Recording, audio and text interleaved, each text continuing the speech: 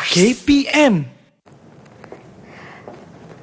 Ke kedai Pak Ahmad membeli laici, singgah membeli buah naga. Kita akan fokuskan tentang kata kunci dalam bahasa Melayu Kertas Tiga. Assalamualaikum dan salam sejahtera kepada semua calon STPM 2021 yang sedang menonton di rumah sekarang. Apa khabar? Saya Syamira Nazir. Hari ini Mira akan bersama anda selama 1 jam untuk kita sama-sama pelajari kertas ataupun teknik menjawab bagi mata pelajaran bahasa Melayu Kertas Tiga. Dan bersama dengan kita hari ini seorang guru yang sangat cemerlang dan berpengalaman. Siapakah beliau? Ayuh kita kenali dan saksikan Profil Guru.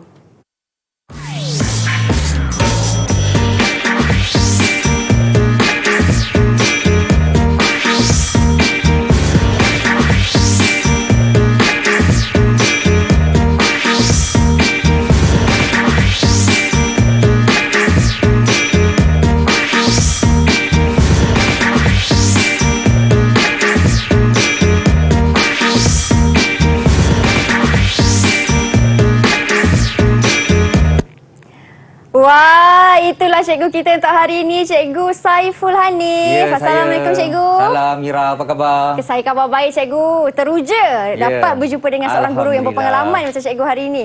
Cikgu, macam mana? Sehat, Cikgu? Sihat, Alhamdulillah. Alhamdulillah, Cikgu. Baik, bersama dengan kita hari ini, Cikgu Saiful Hanif atau lebih mesra disapa Cikgu Hanif. Baik, Cikgu. Hari ini Cikgu akan fokuskan teknik menjawab bahasa Melayu Kertas Tiga. Katanya ada kunci-kunci hari ini. Saya bawa kunci hari ini, Mira. Kenapa tu, Cikgu?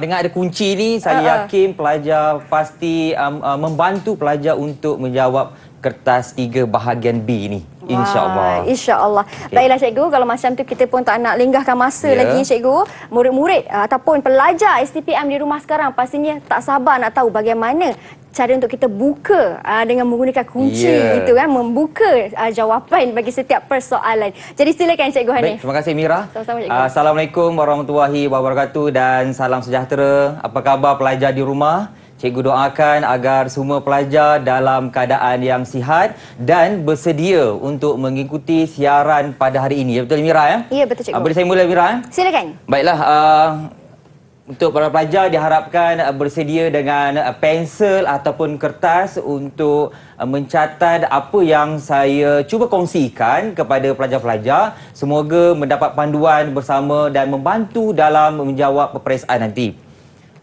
Baik, kita pergi yang pertama, maklumat peperiksaan. Okey, maklumat peperiksaan seperti yang pelajar sedia maklum, ya, kertas yang diambil dalam semester 3 iaitu kertas 3. Masa yang diperuntukkan dalam peperiksaan sebanyak 1 jam 30 minit sahaja. Yang mana pelajar perlu akur dengan masa yang diberi dan rancanglah masa dengan sebaik-baiknya. Markah yang diperuntukkan dalam kertas 3, 65 markah. Itu sebab pada hari ini, ya Mira, saya fokus kepada bahagian B. Bahagian B yang mana pecahan markah nanti saya akan nyatakan sebentar lagi. Wajaran untuk kertas ini sebanyak 22%.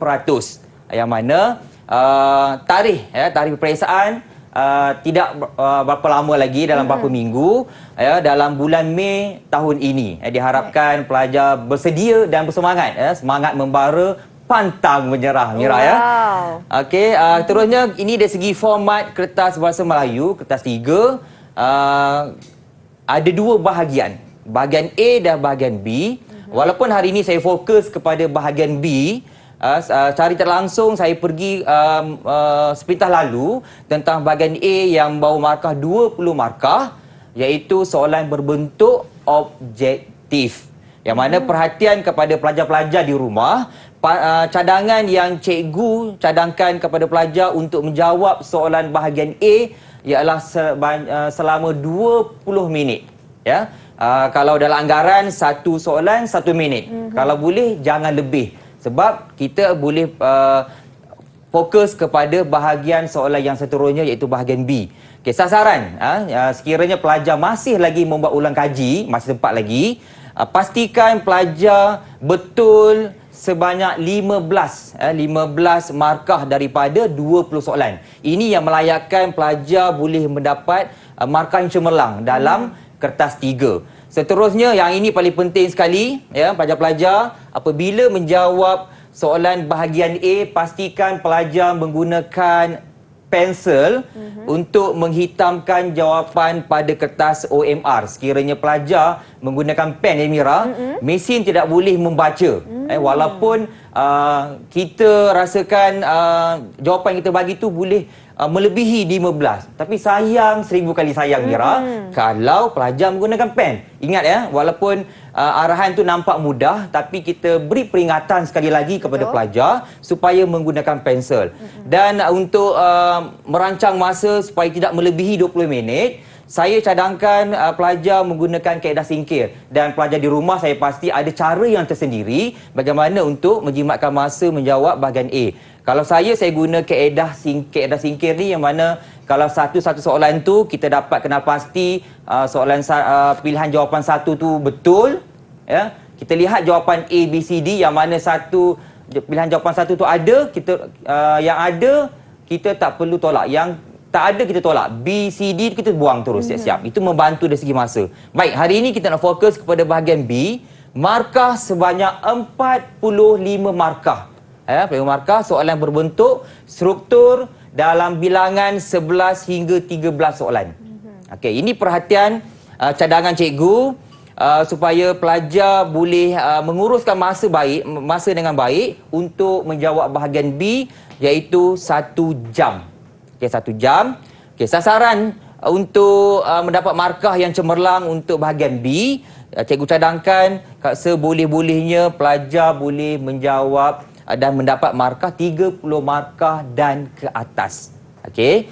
Dan yang ketiga, paling penting untuk menjawab bahagian B ialah fahami kata kunci dan arahan. Ini paling penting. Ya. Saya seperti yang kita tidak maklum, pelajar mungkin sudah bersedia untuk menjawab, ya. Konten pun sudah menguasai, tapi kalau tidak akur ataupun tidak faham dengan kehendak soalan, maka markah akan berkurang di situ. Kita nak di sini pada hari ini pelajar boleh fokus dan faham kehendak soalan yang seperti Mira sebut tadi, yang saya akan bawakan kunci. Pada hari ini supaya pelajar boleh menjawab kertas 3 ini dengan baik. Baik, 10 minit lagi, berbaki 10 minit. Ini diberikan untuk pelajar membuat semakan sama ada bahagian B ataupun bahagian A yang kita tinggalkan tadi. Okey, baik, seterusnya kita pergi kepada topik semester 3. Ya, pelajar seperti yang sedia maklum, ada 6 topik. Okey, pelajar di rumah boleh angkat jari. Ada 6 jari. Yang pertama, bab wacana. Yang kedua, bab retorik. Dan yang ketiga, bab variasi bahasa. Dan yang keempat, laras bahasa. Yang kelima, semantik. Dan yang keenam, pragmatik. Okey, di sini setiap bab ni pelajar perlu kuasai konsep, ciri, jenis dan contoh. Wow. Okay, Mira, maksudnya setiap satu ni ada konsep yang tersendiri, cikgu. Ya. Tapi macam mana pelajar nak ingat, cikgu, konsep-konsep tu? Okey, di sini saya bawakan membantu kepada pelajar bagaimana nak membezakan setiap konsep, setiap bab ini. Saya bawakan formula lebih guna beza gaya mak-mak. Wow. Itu sebab saya kata angkat 6 jari tadi. Lebih guna beza gaya mak-mak. Okey, lebih di sini bermaksud lebih mewakili konsep wacana, iaitu unit bahasa melebihi batas ayat. Okey. Yang kedua, guna bermaksud yang mewakili konsep retorik, iaitu seni penggunaan bahasa yang berkesan. Okey, yang ketiga, beza, jari yang ketiga, beza bermaksud menerangkan konsep variasi bahasa, iaitu perbezaan bentuk bahasa. Dan yang keempat, gaya penggunaan bahasa. Ya, konsep tentang laras bahasa. Dan yang kelima, makna yang pertama, unsur yang pertama, iaitu menerangkan konsep semantik, makna leksikal, iaitu makna sesuatu perkataan. Dan yang keenam, makna konteks, iaitu merujuk kepada kajian tentang makna berdasarkan konteks budaya masyarakat. Okey, sini Mira dapat beza tak? Ya, beza setiap bab. Lebih guna beza gaya mak-mak. Ya, sebab apa? Konsep ni sangat penting, menjadi latar belakang ataupun menjadi tunjang untuk menjawab soalan yang akan keluar. Konsep paling penting untuk kertas 3 ini. Baik. Kita pergi kepada analisis soalan daripada 2015 sehingga 2020. Kita lihat di sini ada 6 bab. Setiap bab sekurang-kurangnya satu soalan akan keluar. Kita lihat di sini. Okey, bab 5 dan bab 6 ni dia punya nisbah kekerapan soalan kalau kita lihat banyak di sini. Sebab bab 5 dan bab 6 dia punya subtopiknya agak banyak sedikit. Okey, di sini bermakna tidak rugi jika pelajar menguasai kesemua bab tadi tu. Baik, ini yang saya nak bawakan pada hari ini, kunci 6 kata kunci yang perlu pelajar kuasai untuk bahagian B. Yang pertama, bina wacana atau sambung ataupun bina ayat, kemukakan idea. Kata kunci yang kedua, adakah petikan di atas ataupun mengapakah wacana di atas? Dan kata kunci yang ketiga, apakah istilah ataupun berikan definisi ataupun berikan maksud. Kata kunci yang keempat, berikan ciri ataupun berikan aspek, berikan jenis, berikan bentuk.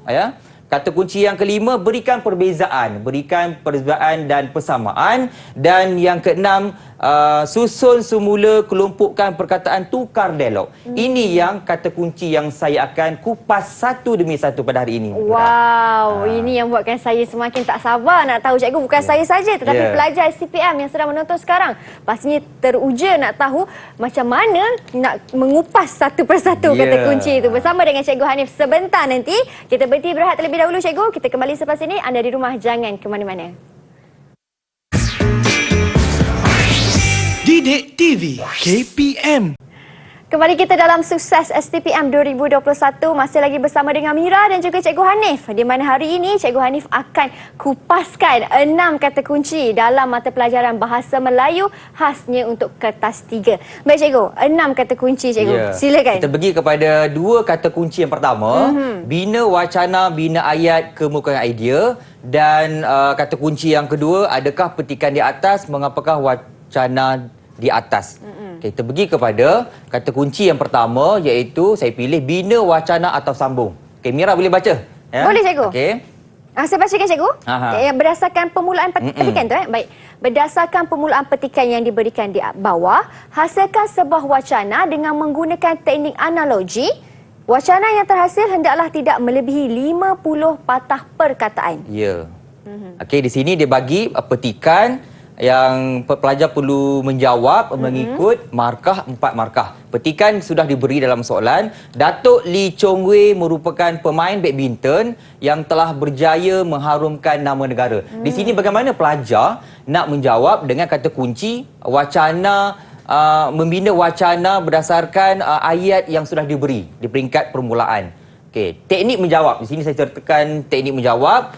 Di sini sudah pasti pelajar sudah tahu. Tajuknya ialah retorik, teknik penyampaian idea. Di sini kalau pelajar keliru ataupun terlupa tentang ada berapa jenis teknik penyampaian idea, pelajar boleh ingat perkataan idea itu sendiri, iaitu induktif, deduktif, elektif dan analogi. Dari segi perkataan idea tu sendiri, kita boleh memberi rangsangan kepada jenis-jenis teknik penyampaian idea. Tapi berdasarkan soalan tadi, dah dinyatakan teknik analogi. Di sini, cara yang pertama, pelajar perlu mengembangkan idea yang telah diberikan dalam soalan dan hasilkan wacana dengan menggunakan teknik analogi. Di sini, pelajar perlu faham apakah yang dimaksudkan dengan teknik analogi.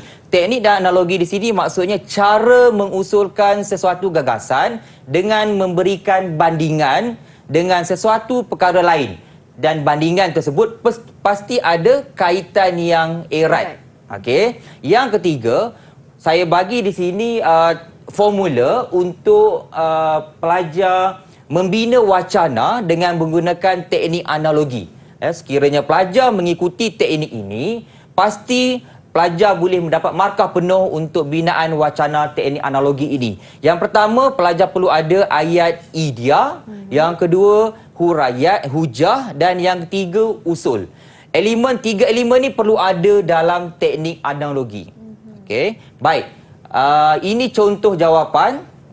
Di peringkat awal tadi, soalan ada nyatakan Permulaannya bermula dengan Datuk Lee Chong Wei merupakan pemain badminton yang telah berjaya mengharumkan nama negara. Ini kita panggil idea. Idea. Okey, bagaimana nak menjawab kepada hujah? Pelajar kena fikir, kena soal diri sendiri. Bagaimana kita kata Datuk Lee Chong Wei itu boleh berjaya mengharumkan nama negara? Huraian pertama ataupun hujah yang pertama, beliau merupakan pemain yang berdisiplin dan memiliki kekuatan mental serta fizikal yang luar biasa. Itu hujah yang pertama. Hujah yang kedua, kejayaan yang dicapai oleh beliau perlu dijadikan iktibar oleh generasi muda. Di sini kita nampak hujah yang menyokong kepada idea dalam menyatakan Datuk Lee Chong Wei itu telah berjaya mengharumkan nama negara. Okay, akhir sekali perlu ada usul. Okay, contoh, jika mahu mengembalikan kegemilangan itu, kita hendaklah berusaha melahirkan pemain seperti beliau. Sini usul. Usul ni biasanya selepas saja hujah kita letakkan usul, yang mana di sini keseluruhan wacana kita nampak wacana yang menyampaikan menggunakan teknik analogi. Baik. Ya, baik. Pastikan bilangan patah perkataan tak lebih ya, Mira, 50 patah perkataan. Kalau terlebih macam mana, cikgu? Kalau terlebih bermakna kita tidak baca ayat yang seterusnya. Kurang sedikit tak apa, jangan kurang banyak. Kalau kurang banyak nanti kita pasti wacana itu tidak lengkap, tidak utuh. Baik. Ya.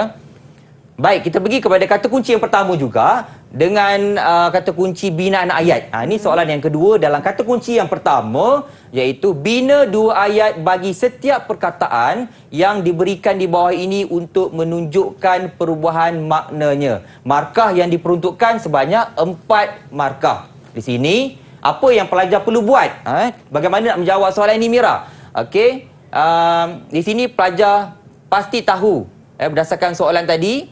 Berdasarkan soalan tadi, perubahan makna, pastinya pelajar mengetahui tajuknya berkaitan dengan bab semantik, iaitu subtopik perubahan makna. Okay, ini contoh soalan cikgu ambil daripada tahun 2019.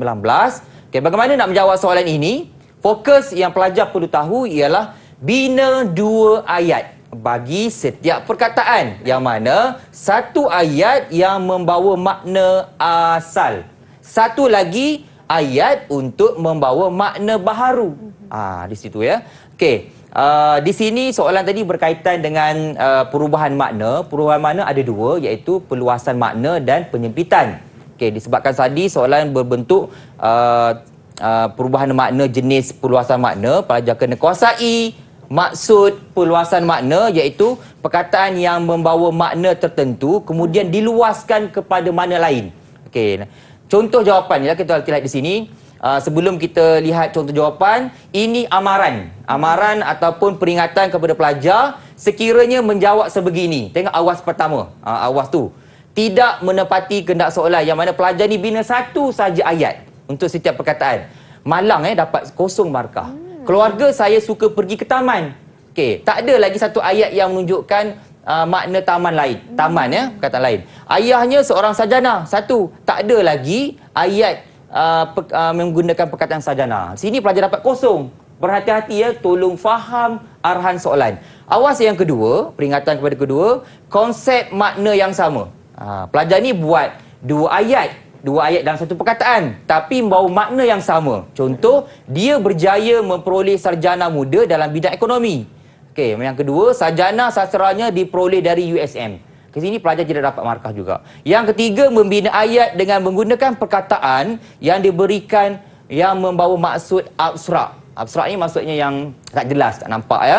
Walaupun dia ganas, ternyata dalam hatinya ada taman. Okey, sini kita lihat bahasa yang bombastik lah. Kita tak nak tak jelas. Itu marilah kita berdoa agar kita bertemu di taman syurga. Di sini dikatakan maksud abstrak tak jelas. Dapat 0 markah. Okey, kata kunci bagi jawapan ini ialah, kalau kita lihat, taman, bagi perkataan taman taman bunga itu dipelihara dengan rapi. Okey, kalau kita lihat, maksud asal taman ialah tempat bunga. Betul. Tempat bunga Tapi bila berlaku penambahan ataupun perubahan makna, penambahan makna, dia boleh membawa maksud kediaman perumahan kita tu. Penduduk di taman perumahan itu mempunyai semangat kejiranan yang tinggi. Di sini nampak perbezaan maksud setiap perkataan taman itu. Barulah pelajar boleh dapat markah penuh untuk perkataan taman di situ. Ya, makna asal tempat bunga, makna yang diluaskan jadi taman perumahan. Baik, seterusnya perkataan yang kedua. Sarjana Barat telah mula mengkaji bahasa Melayu sejak abad ke-19. Sarjana di sini dalam ayat pertama membawa maksud asalnya tokoh. Okey. Contoh ayat di kedua, beliau memperoleh ijazah sarjana dalam bidang muzik dari UPM. Di sini perkataan sarjana dalam ayat yang kedua membawa maksud tahap ataupun peringkat pengajian kita. Nampak ada perubahan makna di sini. Baik. Nampak ya? Baik. Baik, kita pergi kepada kata kunci yang kedua, iaitu pilihan kata kunci mengapakah wacana di atas. Baik. Okey, contoh soalan. Mengapakah wacana di atas dikatakan mempunyai koheren? Markah yang diperuntukkan 2 markah. Okey. Dia dah bagi petikan. Kita baca petikan. Pusat Kebudayaan Harmoni terletak di bangunan itu. Pusat tersebut menyediakan pelbagai peralatan dan maklumat yang berkaitan dengan kebudayaan rakyat negara ini. Sejak ditubuhkan, PKS sering dikunjungi oleh peminat dari dalam dan dari luar negara. Okey, di sini kalau kita lihat cara nak menjawab untuk ini, soalan ini, pelajar perlu tahu sebab wacana di atas koheren. Yang kedua, bila sebut sahaja koheren, pelajar mesti membezakan konsep kohesi dan koheren. Walaupun dalam sebuah wacana, kohesi dan koheren berkait rapat. Okey, konsep koheren ialah mempunyai kesinambungan idea. Manakala konsep kohesi iaitu jalinan ataupun hubungan yang rapat dari segi linguistik. Okey, kita tengok jawapan ya. Jawapan, sebab yang dikatakan wacana yang diberi dalam soalan itu koheren. Yang pertama, dari segi kandungan wacana ini tentang PKH ini merujuk kepada satu perkara saja, iaitu tentang Pusat Kebudayaan Harmoni. Itu satu markah dah kat situ. Yang kedua, ayat yang kedua mempunyai kesinambungan idea dengan ayat pertama. Satu markah. Di sini pelajar kena kuasai lah apakah maksud kohesi dengan koheren. Okey, bila dapat kuasai maksud kohesi dan koheren, pelajar dapat mencari sebab apa wacana itu koheren. Okey, selesai untuk 2 kata kunci yang pertama, cikgu.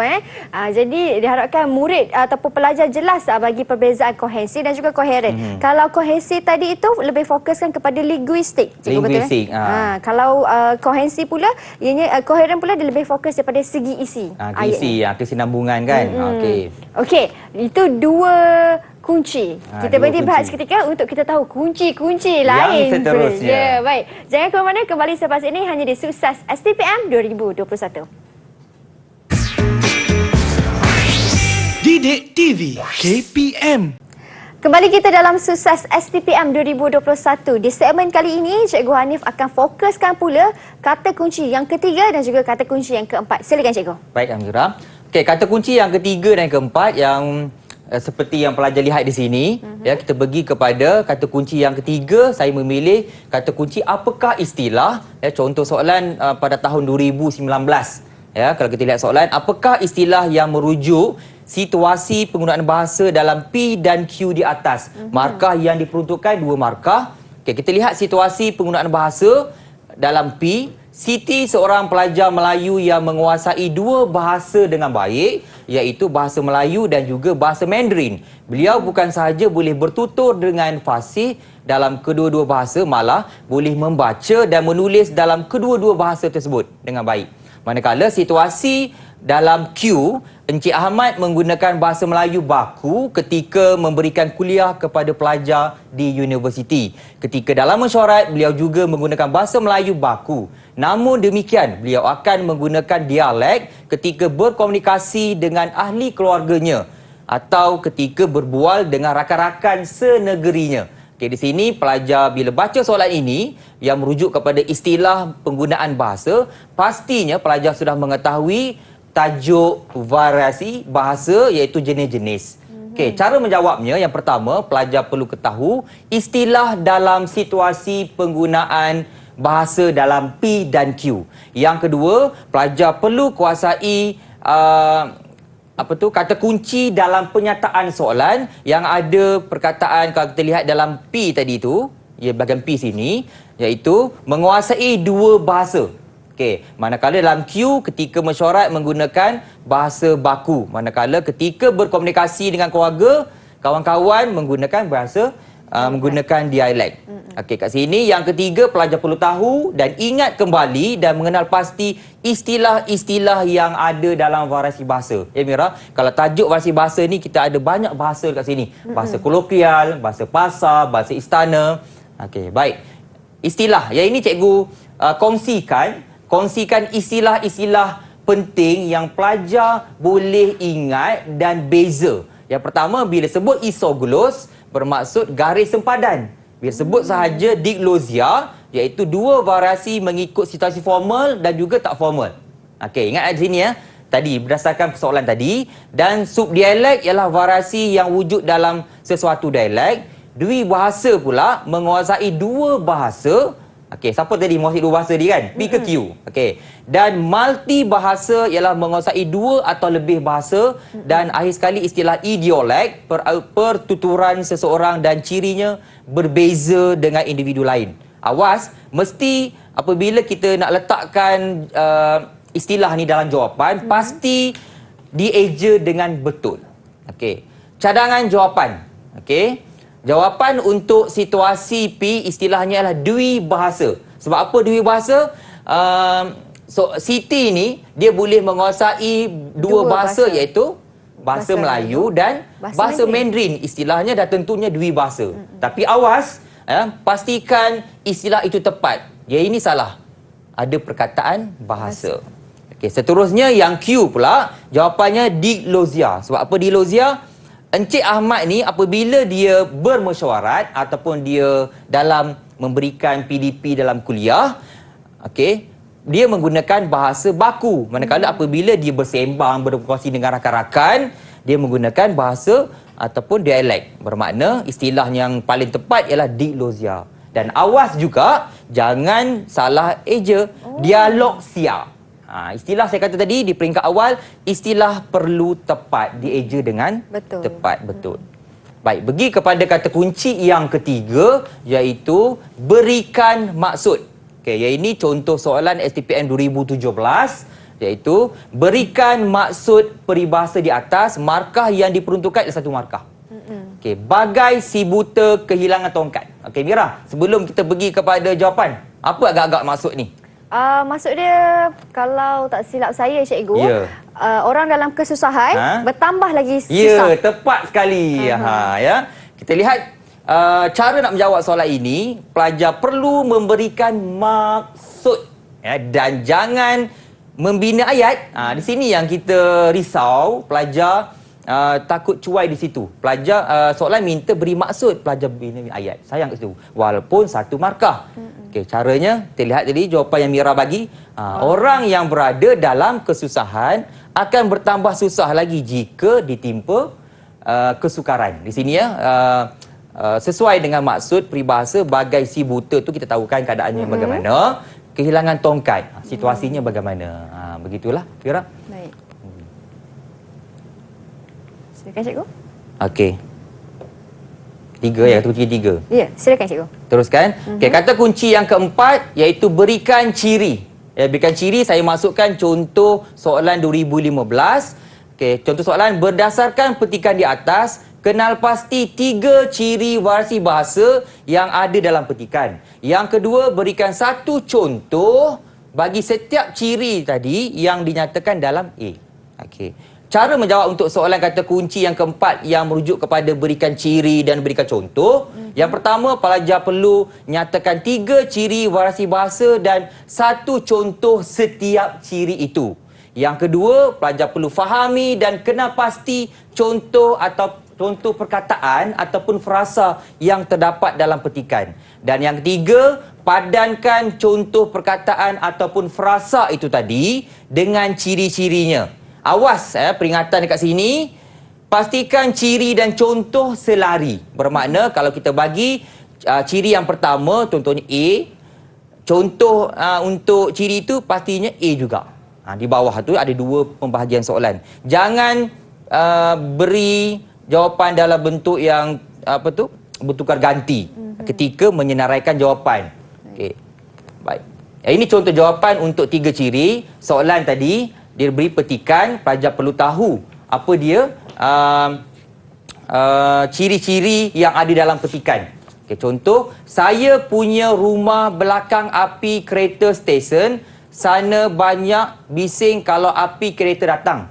Mau bikin rumah lain tempat, duit tak ada. Lama-lama saya tambi, aci, sama itu 2 lembu, boleh pekak. Di sini pelajar boleh mengenal pasti jenis variasi bahasa iaitu bahasa pidgin.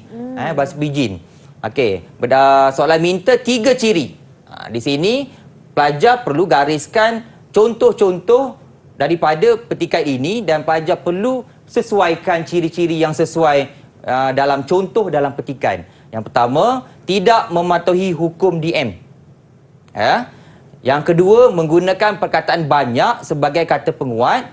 Dan ciri yang ketiga, terdapat unsur pencampuran kod. Kat sini kalau kita lihat, ciri tidak mematuhi hukum DM sini merujuk kepada rumah belakang ataupun api kereta. Sepatutnya apa? Belakang rumah kereta. Belakang rumah sepatutnya kan. Itu merujuk kepada ciri hukum DM, diterangkan, menerangkan. Ataupun api kereta. Kat situ ya. Contoh yang kedua ke sini. Soalan minta berikan satu contoh berdasarkan ciri yang tadi tu. Ini contoh yang pertama, api kereta, yang merujuk kepada ciri tidak mematuhi hukum DM. Ataupun api kereta stesen. Ataupun rumah belakang ataupun lain tempat. Itu merujuk ciri yang pertama atas tadi. Pastikan tidak bertukar ganti. Untuk contoh yang pertama, pastikan ciri yang pertama yang ini. Okey, ciri yang kedua, menggunakan perkataan banyak. Okey, apa contoh dalam jawapan? Banyak bising untuk sebagai kata penguat. Dan ciri yang ketiga iaitu terdapat unsur pencampuran kod. Okey, pencampuran kod ni maksudnya bahasa asing dalam bahasa Melayu. UI apa semua tadi contoh ya. Okey, contoh dalam petikan aci tambi. Dalam bahasa Tamil kan. Okey, sini pelajar layak mendapat markah penuh, 3 markah untuk contoh, 3 markah lagi untuk ciri variasi bahasa. Okey, baik, sini jawapan mesti dalam petikan. Jangan beri jawapan lain. Kena faham arahan itu yang dinyatakan dalam A tadi. Dalam A bermakna ciri yang pelajar senaraikan. Baik. Kita teruskan lagi ke Mira. Silakan cikgu. Baik, kata kunci yang keempat yang berbentuk jenis. Berbentuk jenis. Okey, contoh soalan, selaku pengacara sesuatu majlis, sediakan kata panggilan yang lengkap bagi ketiga-tiga individu yang dinyatakan dalam soalan. Markah yang diperuntukkan 3 markah. Okey, kita tengok sini ada 3 individu kan? Betul. Arsyad tu anak Raja Zakaria yang dipetua Dewan Undangan Negeri X. Manakala individu yang kedua, Dr. Zainal bin Saleh tu yang dipetua PIBG SMK Wawasan yang berpangkat profesor. Dan yang ketiga, Haliza binti Norman. Haliza binti Norman iaitu isteri Datuk Syukur, pengetua SMK Wawasan. Bagaimana nak menjawab soalan ini? Pelajar perlu sediakan kata panggilan yang lengkap bagi ketiga-tiga individu itu. Yang kedua, kena kenal pasti gelaran dan jawatan untuk setiap individu tu. Pastikan panggilan hormat tu mesti tepat. Okey, dan cara jawapan, gaya penulisan mesti dimulakan dengan panggilan hormat, diikuti dengan gelaran. Di sini saya bagi formula, panggilan hormat tambah gelaran. Gelaran tu pelajar boleh lihat berdasarkan soalan sama ada kita menggunakan formula Kiau. K merujuk kepada keluarga ataupun kurniaan, I merujuk kepada ikhtisas, A merujuk kepada agama, W menunjukkan gelaran warisan. Baik, di sini contoh jawapan. Ya, jawapan yang pertama kalau kita lihat panggilan hormat yang berhormat. Yang warna biru tu, yang berhormat merujukkan jawatan yang dipetua. Arsyad tu seorang yang dipetua Dewan Undangan Negeri. Mulia merah ni sebab dia gelarannya anak raja. Bin Raja Zakaria yang dipetua Dewan Undangan Negeri. Begini cara jawapan, persembahkan jawapan. Baik. Yang kedua, yang berbahagia, panggil hormat ni, Dr. Zainal ni. Mana? Jawatannya sebagai yang dipetua PIBG SMK Wawasan. Lepas tu doktor sini. Baik. Dia sebagai gelaran ikhtisas. ya yang telah melalui proses gelaran Ikhtisas Akademik. Dan jawapan yang ketiga yang berusaha yang ini, individu Haliza ni ialah dia sebagai pengetua SMK Wawasan. Datin ni sebab dia merupakan isteri Datuk. Begini cara persembahan jawapan untuk mendapat markah 3 markah. Jika pelajar dapat macam ini, insya-Allah saya yakin dapat menjawab dengan baik. Yep. Dan sedikit nota pentingnya di situ cikgu, ditulis penuh bukan sikatan. Awas, ditulis penuh bukan sikatan. Bermakna apabila kita menulis panggilan hormat, kita tulis yang berhormat. Jangan YB saja. Kita tulis penuh, biar lengkap. Soalan pun kata apa tadi? Panggilan yang lengkap. Yang lengkap. Kena akur dan faham kena soalan. Baik. Okey cikgu. Selesai untuk kata kunci yang ketiga dan keempat. Yang keempat. Baik, kita berhenti berehat seketika cikgu. Selepas ini cikgu akan apa orang kata kupaskan lagi kata kunci seterusnya. Jadi kepada semua pelajar STPM yang berada di rumah, jangan ke mana-mana, kita kembali selepas ini.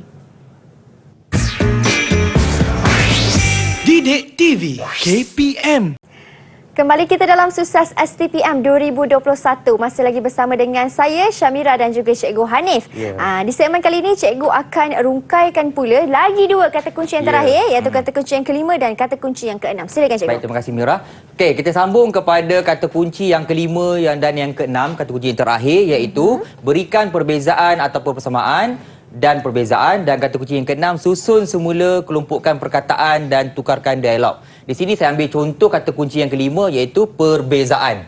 Menyatakan 2 ciri perbezaan laras undang-undang dan juga laras ekonomi. Soalan berbentuk kata kunci perbezaan yang bawa markah 4 markah. Bagaimana untuk menjawab soalan kata kunci perbezaan? Di sini pelajar sudah tahu apabila soalan tanya tentang laras undang-undang, bermakna di bawah tajuk jenis laras, iaitu laras undang-undang dan ekonomi. Caranya, gariskan kata kunci perbezaan dalam soalan supaya pelajar jelas untuk menjawabnya nanti. Dan yang kedua, jawapan perbezaan mesti aspek yang sama, iaitu kalau perbezaan yang pertama tentang aspek ayat, pastikan kedua-dua bahagian tu berkisahkan tentang ayat. Okey, baik. Kita pergi kepada teknik menjawab untuk soalan tadi. Awas, peringatan kepada pelajar, jangan jawapan berikut tidak diterima. Yang pertama, mengemukakan aspek perbezaan yang tidak setara antara kedua-dua jenis laras undang-undang dan laras ekonomi. Contohnya di sini yang dapat kosong markah. Kosong markah. Aspek yang pertama, dia bagi kosakata untuk laras undang-undang. Tiba-tiba untuk membezakan laras ekonomi, dia bagi tentang aspek ayat. So itu tidak dikatakan tidak setara, dapat kosong markah. Yang kedua, mengemukakan perbezaan dengan menggunakan kata ya dan tidak sahaja pun tidak layak untuk dapat markah. Contoh, laras undang-undang mengandungi rujuk silang, manakala laras ekonomi tidak mengandungi rujuk silang. Itu pun tidak diterima jawapan. Dan yang kedua, awas yang kedua, mesti beri 2 aspek perbezaan. Ini pun bergantung kepada markah yang diperuntukkan dalam soalan. Baik, ini contoh jawapan untuk kata kunci berikan perbezaan. Okey, maklumat mengandungi rujuk silang. Pelajar dapat 1 markah di sini. Aspeknya ialah kaedah penyampaian maklumat. Bagaimana yang dikatakan selari tadi tu dengan nak membezakan laras ekonomi. Kat sini nampak, maklumat disampaikan secara tersusun, jelas dan eksplisit. Nampak 2 aspek sama. Bagaimana kaedah penyampaian maklumat dalam laras undang-undang, bagaimana kaedah penyampaian maklumat dan laras ekonomi. Dan kata kunci sini paling penting ialah pastikan guna kata yang sama dalam kedua-dua aspek perbezaan. Nampak di sini, maklumat ada perkataan di kolom laras undang-undang dan laras ekonomi pun ada perkataan maklumat. Okey, yang kedua, menggunakan sistem penomboran dalam laras undang-undang. Ini kaedah aspeknya ialah kaedah pemaparan maklumat. Manakala dalam laras ekonomi banyak menggunakan graf, carta dan jadual untuk memaparkan maklumat. Nampak di sini Amira aspek yang sama. Walaupun yang diberi ada 2, tapi aspek yang sama untuk membezakan laras undang-undang dengan laras ekonomi. Perkataannya pun juga sama. Menggunakan. Di situ. Baik, kita pergi kepada kata kunci yang ke-6, susun semula. Ya, saya pilih susun semula soalan tahun 2018. Ya, di sini kita baca soalan dahulu baru baca petikan. Okey, susun semula ayat-ayat di atas bagi menghasilkan satu wacana dengan satu teknik penyampaian idea yang betul. Ya, teknik markah yang diperuntukkan ialah 4 markah.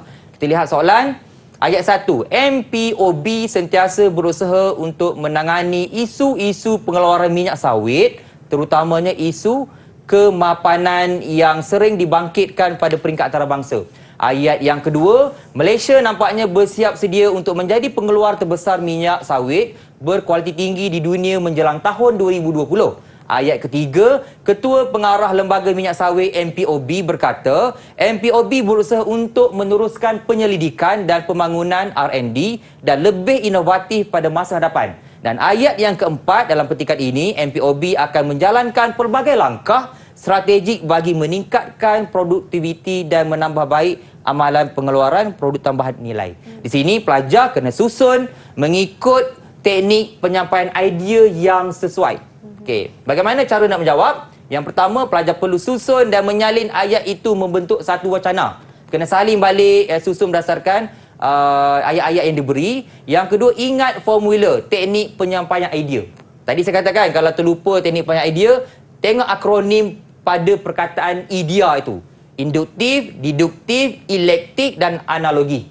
Okey. Dan yang ketiga, kenal pasti penyataan umum dalam setiap ayat. Apabila kita nak membina teknik penyampaian, pastikan pelajar boleh membezakan penyataan umum dengan penyataan khusus. Ya, ini penting. Dalam setiap ayat itu mesti ada satu sekurang-kurangnya penyataan umum ataupun dua, mengikut teknik penyampaian idea. Yang keempat, kedudukan penyataan umum ataupun kita panggil singkatannya PU, ayat 2. Ini jawapanlah kepada soalan tadi, mestilah tepat. Jawapan yang boleh diterima sama ada untuk soalan tadi tu teknik penyampaian deduksi dan teknik induksi sahaja. Tidak boleh teknik penyampaian elektik, tidak boleh teknik penyampaian analogi. Sebab dalam soalan tadi ada satu sahaja penyataan umum. Di situ jawapannya hanya dua teknik ini saja. Okey, kedudukan penyataan khusus ataupun PK iaitu dalam jawapan ayat 1, ayat 3, ayat 4 boleh bertukar ganti sebab itu berbentuk penyataan khusus ataupun huraian. Okey, PU sahaja perlu berhati-hati kita nak letak di mana. Okey, ini contoh. Sekiranya pelajar salah letak PU itu, markah yang pelajar itu dapat kosong. Keseluruhan. Tadi berapa markah? 4 markah kan? Betul. Kosong markah. Dan Alamak. jika PU itu betul, satu markah akan diberi untuk PU dan satu markah setiap penyataan khusus atau huraian yang diberi.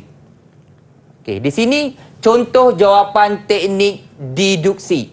Okey, teknik deduksi ini biasa pelajar guna dalam penulisan karangan. Kalau kita buat satu perenggan tu, ayat pertama mesti ayat isi atau ayat topik kan. Okey, ini contohnya. Ayat 2 di sini dalam soalan ini kita dah tetapkan ayat 2 itu adalah penyataan umum.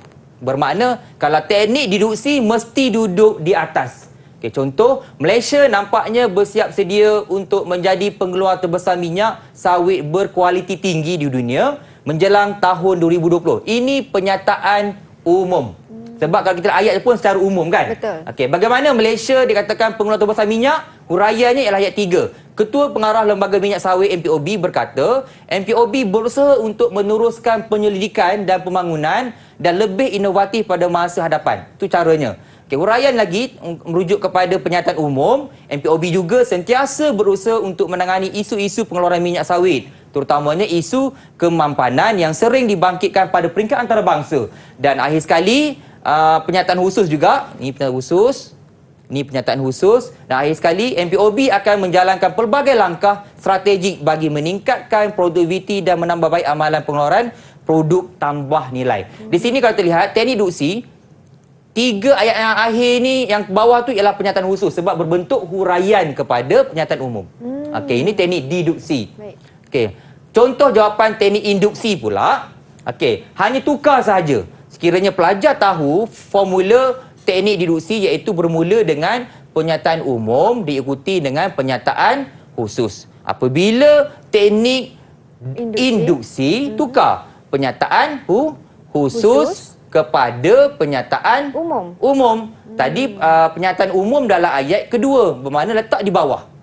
Di bawah. So huraiannya letak di atas yang mana ayat 4, ayat 3, ayat 1. Ataupun kita nak letak ayat 3 di atas ke ayat 4 di ayat yang ketiga pun boleh. Asalkan sebab dia merupakan penyataan khusus di situ. Okey. Perlu ke baca sini huraian tadi saya baca? Tak apa cikgu. Tak apa ya. Tak apa. Cumanya sini pelajar perlu tahu teknik induksi ni, sekiranya pelajar mengetahui konsep teknik deduksi, letak sahaja penyataan umum tu di bahagian bawah. Kita lihat sini nampak ya. Malaysia nampaknya bersiap sedia untuk menjadi pengeluar terbesar minyak sawit berkualiti tinggi di dunia menjelang tahun 2020. Dia tukar tempat lah cikgu. Tukar tempat sahaja. Daripada atas ke bawah. Ya, yang penting sini sekali Mira, pelajar perlu tahu penyataan umum. Apabila pelajar dapat menguasai penyataan umum, penyataan khusus tu dia boleh letak di mana-mana tempat. Pastikan pelajar menulis dalam bentuk wacana. Tidak boleh tulis nombor, walaupun ayat ni ditulis nombor kan. Ayat 4, ayat 3 tak boleh. Ayat 4 tambah ayat 3, ayat 1 tak boleh. Kena sebab kata kuncinya susun semula. Bila susun semula, kita kena salin semula, buat dalam bentuk ayat supaya jadi wacana yang utuh. Ya. Cikgu, satu soalan saya nak tanya cikgu. Maksudnya cikgu, untuk penyataan umum ni dia hanya satu ayat sahaja ke cikgu? Satu ayat. Bergantung kepada soalan. Ada juga boleh jadi teknik yang contohnya teknik elektik. Teknik elektik memerlukan ada penegasan yang berupa macam penyataan umum tu. Baik. Kebiasaannya penyataan umum tu satulah sebab dia berbentuk macam usul kan. Idea. Okey. Alhamdulillah selesai cikgu. Ringan sikit saya punya kunci di sini. Kurang-kurangnya saya harapkan pada hari ini pelajar dapat menguasai cara bagaimana nak menjawab kertas bahagian B ini. Kan, dengan 6 kata kunci yang Cikgu Hanif telah terangkan sebentar tadi. Sedikit tips Cikgu kepada pelajar STPM di luar sana untuk mereka lebih mahir bagi mata pelajaran kita pada hari ini. Silakan. Baik, untuk bahagian B, bahagian B saya harap pelajar faham kehendak soalan yang pertama. Sekiranya soalan minta bina wacana, pasti bina wacana. Sekiranya bina wacana berdasarkan retorik ke, laras ke, pastikan mengikut patah perkataan yang diperuntukkan. Sekiranya lebih, bermakna ayat yang di hujung tu yang melebihi 40 ke 50 tu, bergantung kepada soalan, tidak dibaca. Dan yang ketiga, pastikan sekiranya soalan membina wacana berdasarkan ciri yang ada dalam petikan, pastikan pelajar bina wacana berdasarkan ciri yang diberi di atas. Jangan memberi ciri yang lain. Lepas itu, pastikan bila menjawab, pastikan mengikut markah yang diperuntukkan. Mengikut markah kan cikgu? Markah, jangan kita faham pelajar dia excited, dia nak jawab kan soalan struktur, tapi dia tak ikut kata kunci, kita sayang kat situ. Betul. Sebab kertas 3 ni merupakan kertas yang terakhir dalam subjek bahasa Melayu. Betul. Dan pelajar pun kena orang kata cakna dengan masa juga. Cakna dengan masa, mengurus masa, cara menjawab, ada bahagian A, bahagian B, kena menguruskan. Saya rasa sempat Mira sebab ada berapa minggu lagi, masih lagi pelajar berpeluang untuk mengulang kaji lagi. Dan ini sedikit daripada saya khas untuk pelajar-pelajar di rumah. Silakan cikgu. Buat pelajar-pelajar STPN 2021 yang dikasihi sekalian, rusa lari ke padang datar, harimau datang untuk mengejar. Jika ingin tambah pintar, tentu kita harus belajar. Selamat menduduki peperiksaan kepada pelajar di luar sana. Dan saya yakin ya Amira, di luar sana pastinya ada guru juga yang menonton yang untuk memberi semangat kepada pelajar-pelajar pada hari ini. Betul tu Cikgu Hanif. Terima kasih banyak Cikgu atas perkongsian ilmu yang sangat luar biasa pada hari ini. Bersungguh-sungguh Cikgu ajar dengan semangat yang membara. Dan diharapkan dengan semangat itulah calon STPM kita gunakan ketika menjawab kertas peperiksaan bahasa Melayu. Terutama sekali untuk bahagian B ini Cikgu. Terima kasih Cikgu. Terima kasih kepada semua calon STPM yang menonton sehingga ke penghujungnya. Semoga kejayaan milik anda semua. Kita jumpa lagi di episod akan datang. Assalamualaikum dan salam sejahtera.